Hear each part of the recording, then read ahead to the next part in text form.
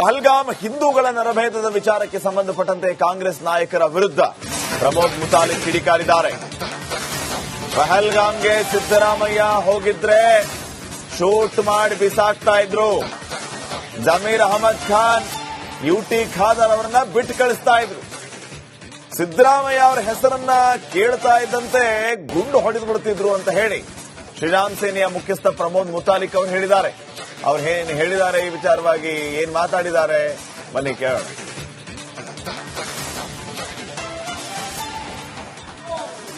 ಮಾನ್ಯ ಸಿದ್ದರಾಮಯ್ಯನವರಿಗೆ ಹೇಳ್ತೀನಿ, 22ನೇ ತಾರೀಕು ನೀವು ಅಕಸ್ಮಾತ್ ಸ್ವಲ್ಪ ವಿಶ್ರಾಂತಿ ತಗೊಳ್ಳೋಣ ಅಂತ ಹೇಳಿ ಜಮೀರ್ ಅಹಮದ್ ಅವರನ್ನ,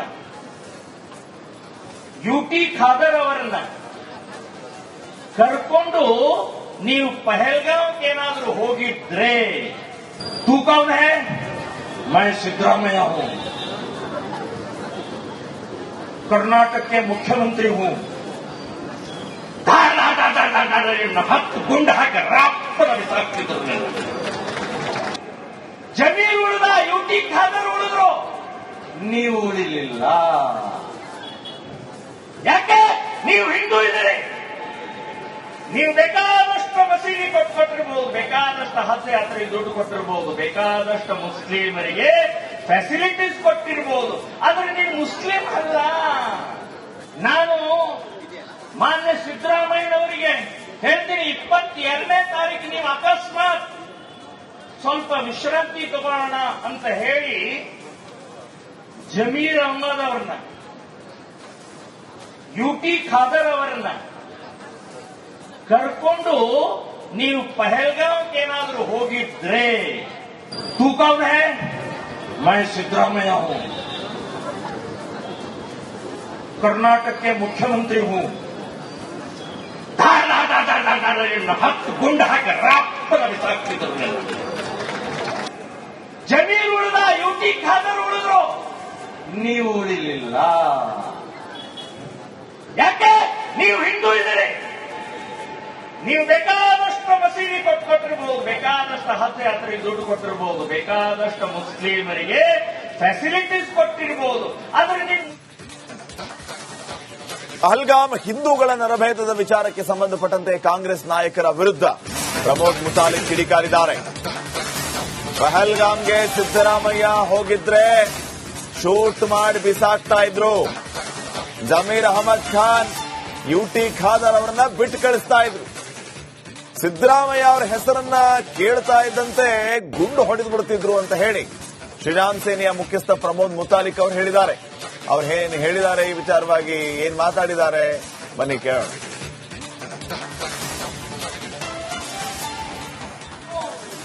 ಮಾನ್ಯ ಸಿದ್ದರಾಮಯ್ಯನವರಿಗೆ ಹೇಳ್ತೀನಿ, 22ನೇ ತಾರೀಕು ನೀವು ಅಕಸ್ಮಾತ್ ಸ್ವಲ್ಪ ವಿಶ್ರಾಂತಿ ತಗೊಳ್ಳೋಣ ಅಂತ ಹೇಳಿ ಜಮೀರ್ ಅಹಮದ್ ಅವರನ್ನ, ಯುಟಿ ಖಾದರ್ ಅವರನ್ನ ಕರ್ಕೊಂಡು ನೀವು ಪಹಲ್ಗಾಂವ್ಗೆ ಏನಾದರೂ ಹೋಗಿದ್ರೆ, तू कौन है? मैं सिद्धरामैया हूं, कर्नाटक के मुख्यमंत्री हूं. ಹತ್ತು ಗುಂಡ ಹಾಕಿ ರಾಪ್ಪನ ಬಿಸಾಕ್ತಿದ್ರು. ಜಮೀರ್ ಉಳಿದ, ಯುಟಿ ಖಾದರ್ ಉಳಿದ್ರು, ನೀವು ಉಳಿಲಿಲ್ಲ. ಯಾಕೆ? ನೀವು ಹಿಂದೂ ಇದ್ದೀರಿ. ನೀವು ಬೇಕಾದಷ್ಟು ಮಸೀದಿ ಕೊಟ್ಟಿರಬಹುದು, ಬೇಕಾದಷ್ಟು ಹಜ್ ಯಾತ್ರೆಗೆ ದುಡ್ಡು ಕೊಟ್ಟಿರಬಹುದು, ಬೇಕಾದಷ್ಟು ಮುಸ್ಲಿಮರಿಗೆ ಫೆಸಿಲಿಟೀಸ್ ಕೊಟ್ಟಿರಬಹುದು, ಆದ್ರೆ ನೀವು ಮುಸ್ಲಿಂ ಅಲ್ಲ. ನಾನು ಮಾನ್ಯ ಸಿದ್ದರಾಮಯ್ಯನವರಿಗೆ ಹೇಳ್ತೀನಿ, 22ನೇ ತಾರೀಕು ನೀವು ಅಕಸ್ಮಾತ್ ಸ್ವಲ್ಪ ವಿಶ್ರಾಂತಿ ತಗೊಳ್ಳೋಣ ಅಂತ ಹೇಳಿ ಜಮೀರ್ ಅಹಮದ್ ಅವರನ್ನ, ಯುಟಿ ಖಾದರ್ ಅವರನ್ನ ಕರ್ಕೊಂಡು ನೀವು ಪಹಲ್ಗಾಂವ್ಗೆ ಏನಾದರೂ ಹೋಗಿದ್ರೆ, तू कौन है? मैं सिद्धरामैया हूं, कर्नाटक के मुख्यमंत्री हूं. ಹತ್ತು ಗುಂಡ ಹಾಕಿ ರಾಪ್ಪನ ಬಿಸಾಕ್ತಿದ್ರು.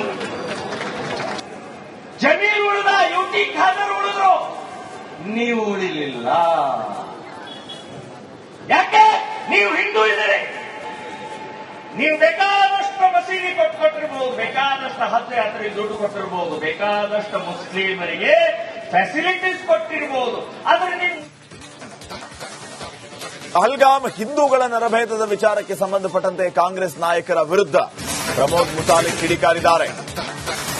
ಪಹಲ್ಗಾಮ್ಗೆ ಸಿದ್ದರಾಮಯ್ಯ ಹೋಗಿದ್ರೆ ಶೂಟ್ ಮಾಡಿ ಬಿಸಾಕ್ತಾ ಇದ್ರು. ಜಮೀರ್ ಅಹಮದ್ ಖಾನ್, ಯುಟಿ ಖಾದರ್ ಅವರನ್ನ ಬಿಟ್ಟು ಕಳಿಸ್ತಾ ಇದ್ರು. ಸಿದ್ದರಾಮಯ್ಯ ಅವರ ಹೆಸರನ್ನ ಕೇಳ್ತಾ ಇದ್ದಂತೆ ಗುಂಡು ಹೊಡೆದು ಬಿಡ್ತಿದ್ರು ಅಂತ ಹೇಳಿ ಶ್ರೀರಾಮ್ ಸೇನೆಯ ಮುಖ್ಯಸ್ಥ ಪ್ರಮೋದ್ ಮುತಾಲಿಕ್ ಅವರು ಹೇಳಿದ್ದಾರೆ. ಅವ್ರು ಏನ್ ಹೇಳಿದ್ದಾರೆ, ಈ ವಿಚಾರವಾಗಿ ಏನ್ ಮಾತಾಡಿದ್ದಾರೆ, ಬನ್ನಿ ಕೇಳೋಣ.